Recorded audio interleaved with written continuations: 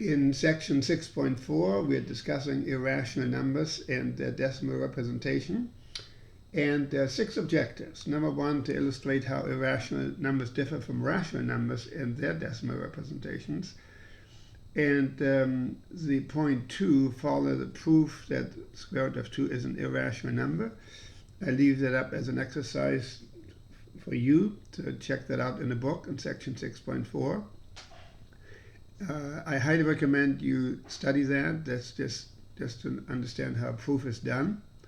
And it'll probably take a little bit of time if you're not used to this kind of thinking. But I definitely recommend you check that out. Spend a little time on it. And then something that you're probably familiar with, to use a calculator to find square roots. And then to apply the product and quotient rules for square roots. And then how to rationalize the denominator. And to explain the relevance of the irrational numbers pi, phi, and the number e.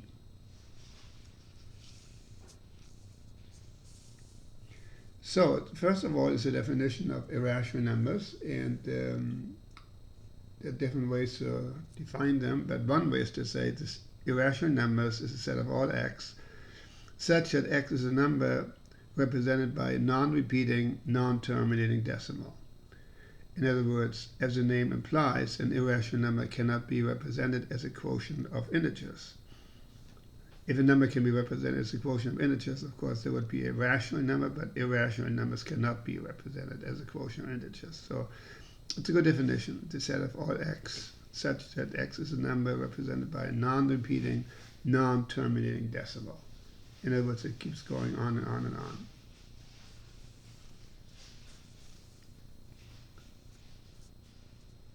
There are irrational numbers that you're probably familiar with, the square root of 2, and the reason why 1 plus the square root of 2 plus 5 divided by 2 is an irrational number, representing phi, the golden ratio, is because it contains the square root of 5, which is an irrational number.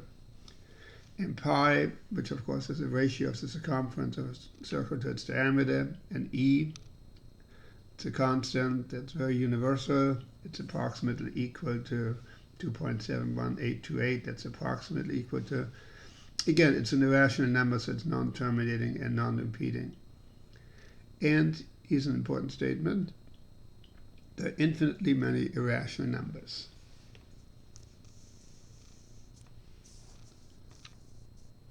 And then again, my recommendation to study the irrationality of the square root of 2 and the proof by contradiction. And you find that on page 265 in the textbook. So operations with square roots, we there are a lot of times in the real world where we use square roots, and you'll see some of those applications a little bit later on. But in everyday mathematical work, nearly all of our calculations deal with rational numbers, usually in decimal form. However, we must sometimes perform operations with irrational numbers. Remember that this symbol, square root of a, for a greater than 0, is a non-negative number whose square is a. In other words, the square root squared, the square root of a squared is equal to a. That's a little identity it's worthwhile remembering.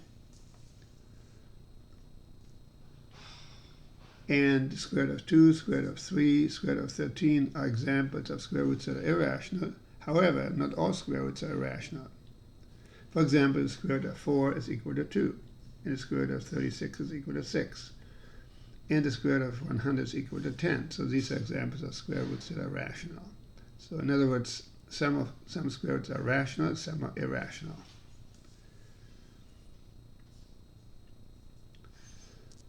And so here's another important statement: if n is a positive integer that is not the square of an integer, then the square root of n is an irrational number.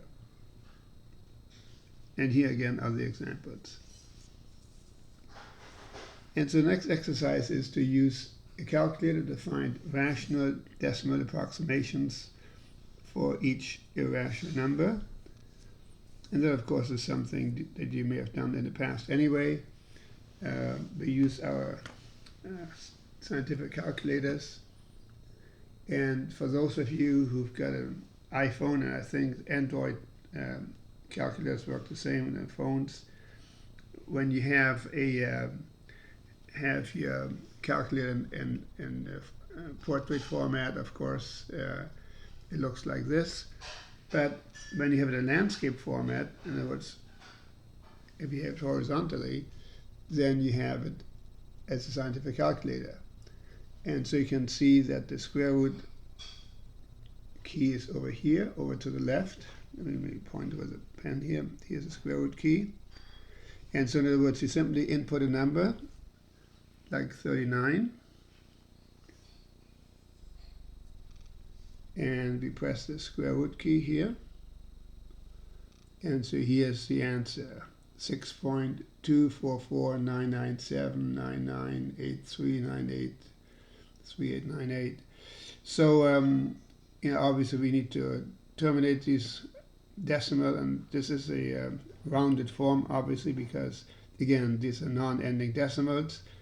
So it's quite common to round things up to 4 decimals, or maybe we can write a few more. Maybe in this case we can use maybe 6 or 8 decimals. So whatever the requirements ask or call for, that's how many decimals we use to represent the approximation of irrational square roots.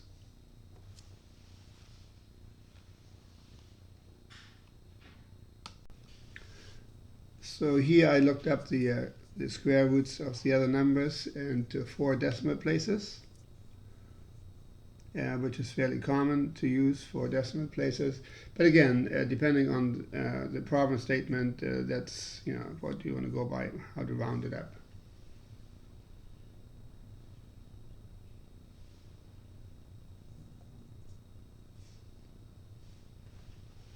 And the 2 wavy lines in front of the numbers indicate approximately equal to. So we use that typically for evaluating irrational numbers in form of square roots and otherwise.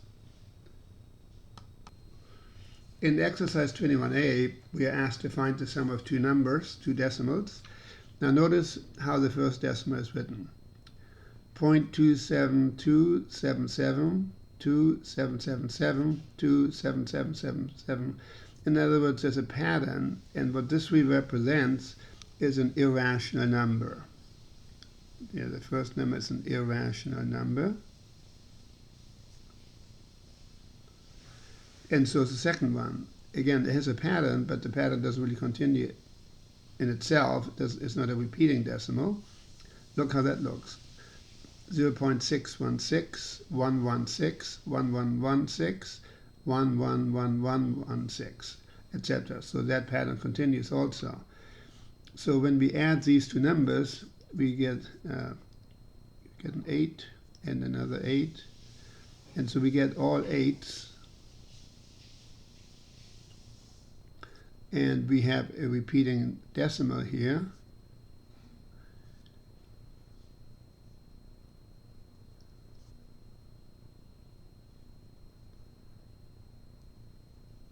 .8, and the pattern continues, so that's equal to 0.8 with a bar on top.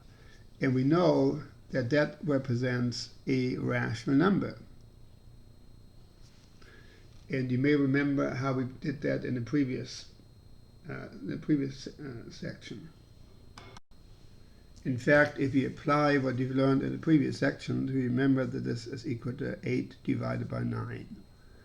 So in other words, here we have the sum of 2 irrational numbers that equal a rational number. So that's an interesting observation, isn't it?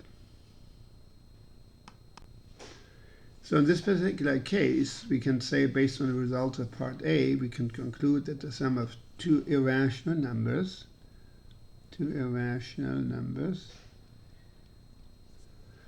may be a rational number. And in this case it was. Or it is, rather. Now let's look at a different example. Find the sum of the other 2 numbers, which also happen to be irrational. 0.01,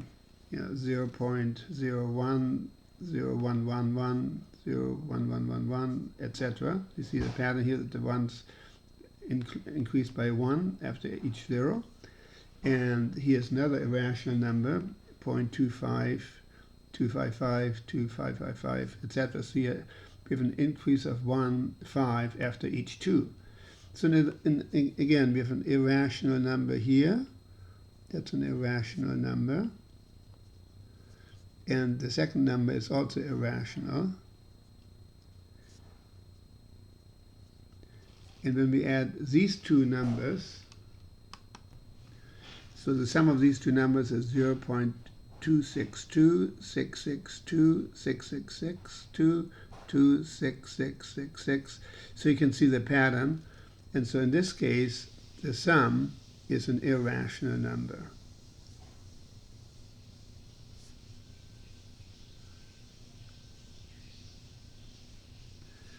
And then the conclusion is that based on the results of part A, we can conclude that the sum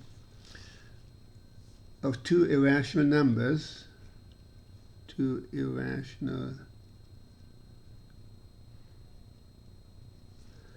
may be an irrational number.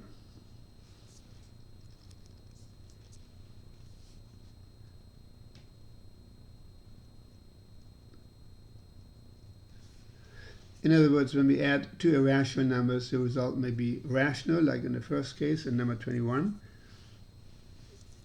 The sum of these two irrational numbers was rational, and for number 22, we found that the sum of two irrational numbers produces another irrational number. So that's kind of the conclusion we get from these two exercises, 21 and 22. Here's an example from plumbing, how we use a square root. And so here the question is, find the number of 3/4 inch pipes that would be necessary to provide the same total flow as a single 1.5 inch pipe.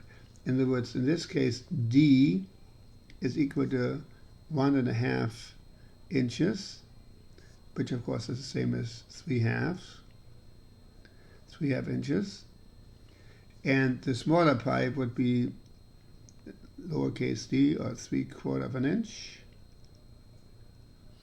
So the question is, how many 3/4 inch pipes would it take to replace the total flow that you can get through a 1.5 inch pipe? So we simply apply this formula. So n, that number of 3/4 inch pipes, is equal to the square root of capital D, which is 1.5 or 3/2, divided by 3/4 inch, raised to the 5th power. And so that's equal, of course, we divide a fraction by multiplying by its reciprocal. So that would be the square root of 4 divided by 2, or the square root of to the 5th power, or 2 to the 5th power, and 2 to the 5th power is the square root of 32, and so it's equal to 5.65. So obviously we need to round that up, and so n, the number of pipes, 3/4 inch pipes required to provide as much single flow as one single 1.5 inch pipe, is 6. 6 3/4 inch pipes would be required. It's not exactly what you might think, but it still turns out that's what it takes. And again, it's an approximation, but it's a fairly good approximation.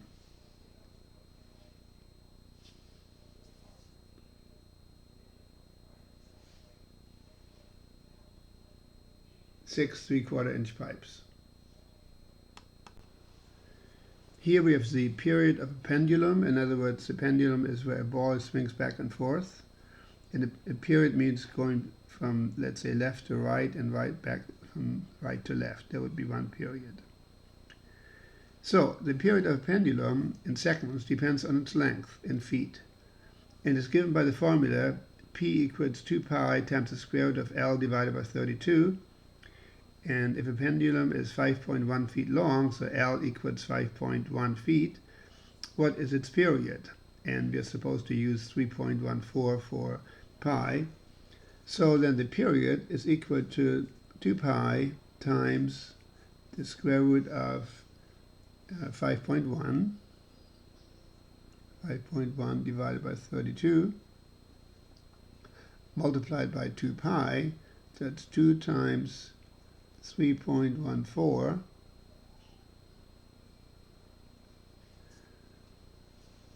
times the square root of. So when we evaluate the square root of 0.159375 and multiply by 2 times 3.14, then it's approximately equal to 2.5071. So in other words, the period is approximately 2.5 seconds, 2.5 seconds.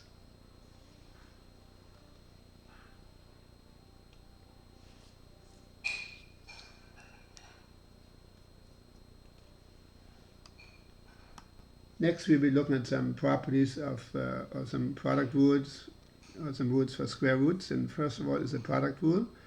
For non-negative numbers, real numbers a and b, the following holds true.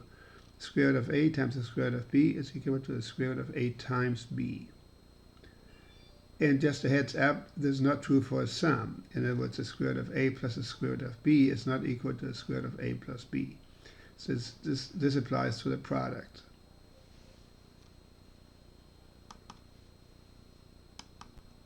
So here are the conditions for a simplified square root radical. Remember, a square root radical is in simplified form if the following three conditions are met. And we look at some examples in a moment. If this sounds a little bit abstract, bear with me. The number under the radical sign, the radicand, has no factor except one that is a perfect square. The radicand has no fractions, and no denominator contains a radical. So use the methods of example 3 and 4 to simplify each expression, then use a calculator to approximate both the given expression and the simplified expression. Both should be the same, of course. So what's meant by this is this. When we look at number 49, we look at the square root of 50, and so for 49 we can write the square root of 50 as a product of a perfect square like 25 times 2. So then based on the product rule for radicals, we can now write this as a square root of 25 times the square root of 2, and that would be equal to 5 times the square root of 2.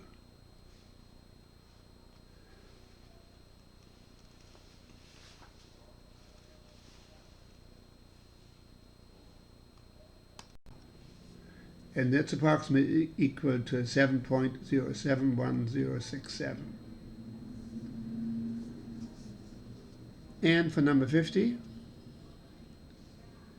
the square root of 32 we can write as the square root of 16 times 2. And again, based on the product rule for radicals or square roots, we can write that as the square root of 16 times the square root of 2. And since the square root of 16 is 4, we've now this expression equal to 4 times the square root of 2. And that's equal to 5.65, approximately equal 5.6568.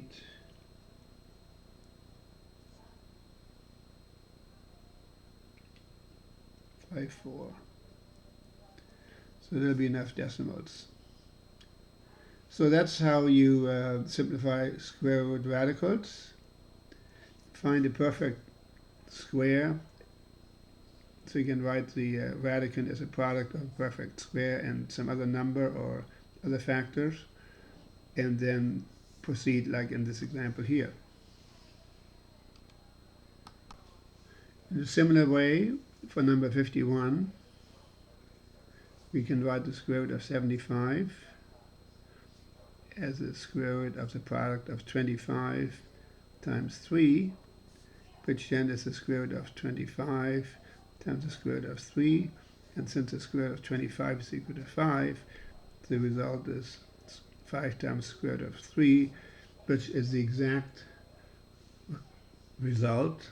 And the approximation of this is 8.66, approximately 8.66, 0254. So one is the exact result, and then the other one is the approximation. Similarly, for number 52, we can write the square root of 150 as the square root of 25 times 6, which we can write as the square root of 25 times the square root of 6. And since the square root of 25 is 5, the exact answer is 5 times the square root of 6. And the approximation to that is 12.24, 7448, 7448, actually 9. And whether you take the square root of 150 or use a simplified form, the answer, of course, would be the same.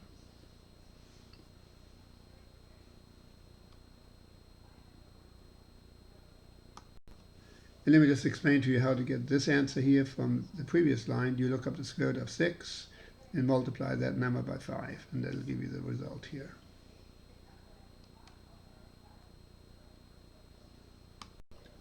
Next, we have the quotient rule for square roots, and for non-negative real numbers a and b, and positive numbers a rather, and positive real numbers b, the following holds true. Square root of a divided by square root of b equal to square root of a divided by b. And here are some examples that we can use. So for number 5, we have the task of simplifying the expression 5 divided by the square root of 6. And so what we're going to be doing here is rationalizing the denominator. That means we're going to make that a rational number. It's based on the idea that was discussed a moment ago, that the square root of a squared is equal to a. So in other words, when we multiply the denominator by the square root of 6, of course, if we do that, we need to multiply the numerator by 6, square root of 6 also. Then in the denominator, we have the square root of 6 squared, so that's equal to 6. And in the numerator, we have 5 times the square root of 6. So that's rationalizing the denominator.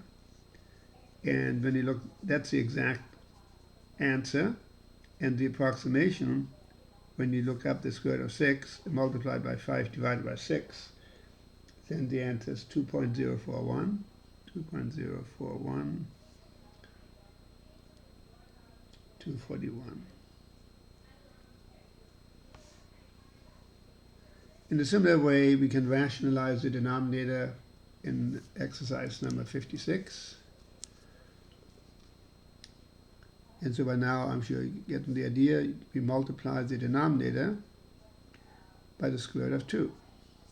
And of course, we need to multiply the square root of 2 in the numerator as well to have equivalent fractions. But now in the denominator, we have the square root of 2 squared, which is equal to 2. And in the numerator, we have 3 times the square root of 2, which is the exact answer. And the approximation, when we look up the square root of 2 and multiply it by 3 and divide by 2, then we get 2.121, 320,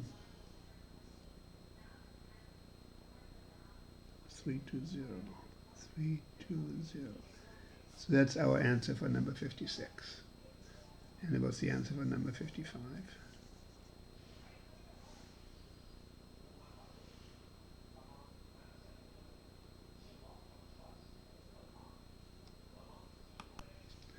And we can do number 59 in a similar way. 59, the square root of 7 divided by 3.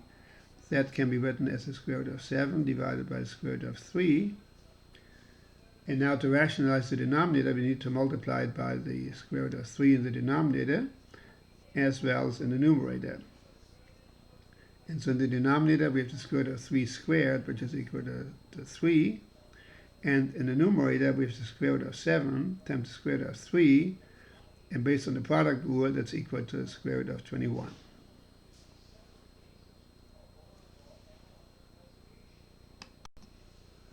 So the exact answer is square root of 21 divided by 3. And the approximation, when you look up the square root of 21 and divide that number by 3, you get approximately 1.527525. And number 60, we'll work with in a similar way. According to the quotient rule, the square root of 14 divided by 5, we can write as the square root of 14 by the square root of 5. And to rationalize the denominator, we need to multiply it by the square root of 5 in the denominator, as well as in the numerator now. And so in the denominator, we have the square root of 5 squared, which is equal to 5. And in the numerator, we have the square root of 14 times the square root of 5, which is equal to the square root of 14 times 5, or the square root of 70, which is the exact answer. And the approximate answer for exercise number 60 is 1.673320. And this is the approximation for exercise number 59.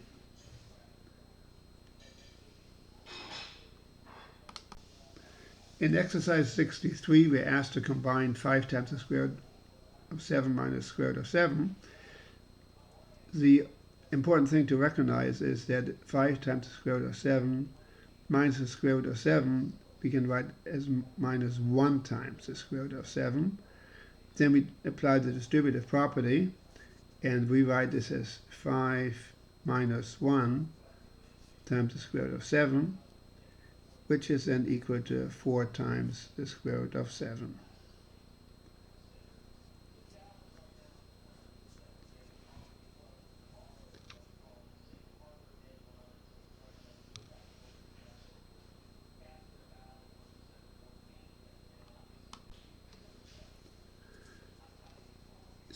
Similarly, we can do number 64, 3 times the square root of 27 minus 1 times the square root of 27 is equal to 3 minus 1 times the square root of 27, or 2 times the square root of 27.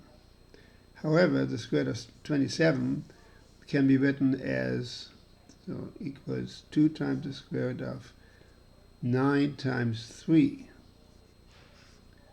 And so that we can write as 2 times the square root of 9 times the square root of 3. And the square root of 9 is equal to 3. So 2 times 3, square root of 3. Or finally, 6 times the square root of 3.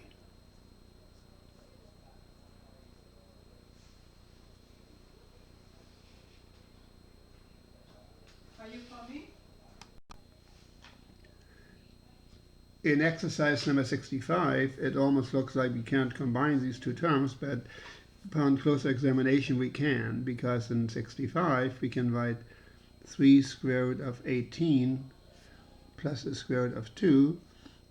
We can write 18 as the product of 9 times 2, so then the first term becomes 3 times square root of 9 times 2 plus square root of 2, and that's equal to 3 times square root of 9 times square root of 2 plus square root of 2. Square root of 9 is equal to 3. So 3 times 3 is 9 times square root of 2 plus 1 times square root of 2 is equal to 10 times the square root of 2. Similarly for number 66, 2 times the square root of 48 minus the square root of 3, we can write 48 as 16 times 3 minus square root of 3. So then we can write this expression as 2 times the square root of 16 times the square root of 3 minus the square root of 3. And the square root of 16 is equal to 4, and 2 times 4 is 8, times the square root of 3 minus 1 times the square root of 3 is equal to 8 minus 1, or 7 times the square root of 3.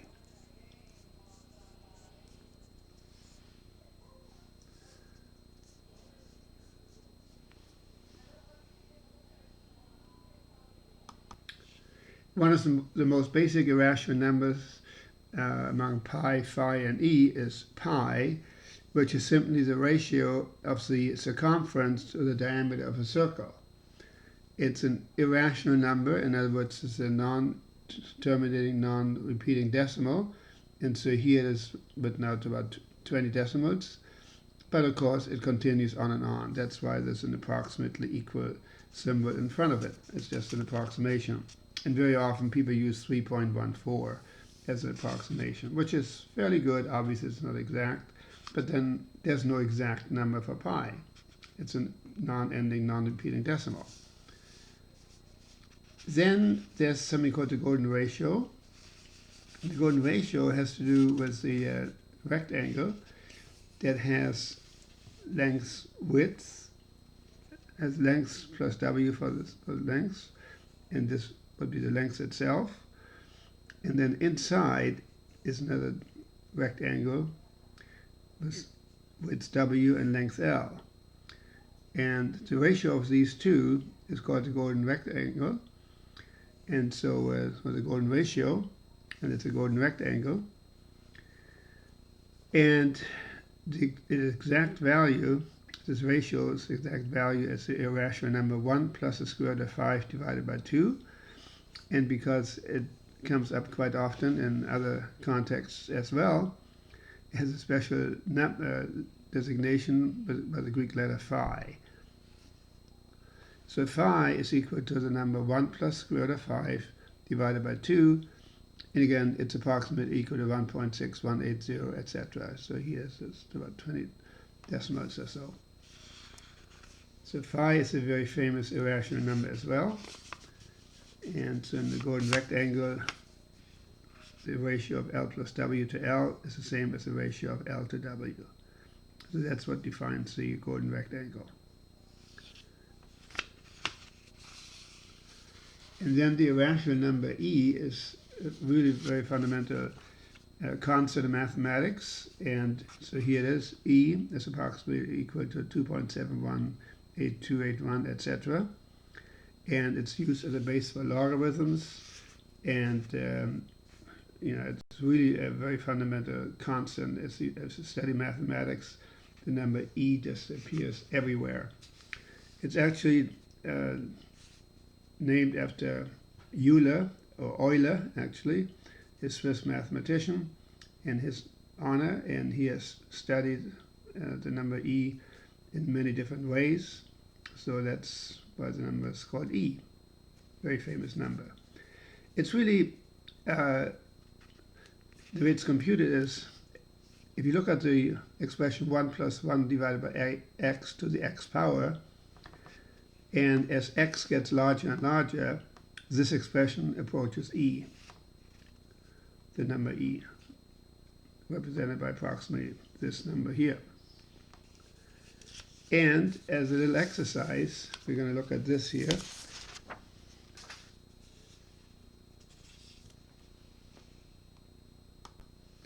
So here's the exercise: is use a calculator with an exponential key to find values for the following: 1.1 to the 10th power, 1.01 to the 100th power, and so on. In other words, that is 1 plus 1 over x to the x power. So here, for example, x equals 10. So it's 1.1 to the 10th power. 1.1 to the 10th power. That's equal to 2.5937. I'm just going to make it to 4 decimals. Then for x equal 100, so we have 1.01 to the 100th power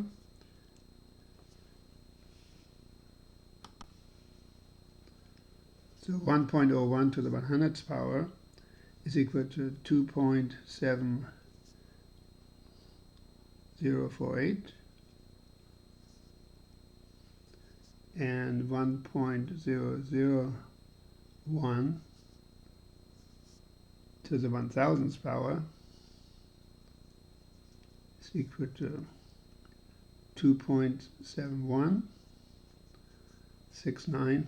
These, of course, are all approximately equal, and I just abbreviated or rounded to 4 decimals.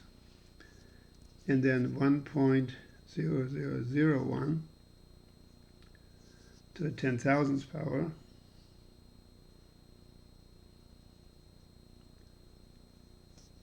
is equal to, approximately equal to 2.7181.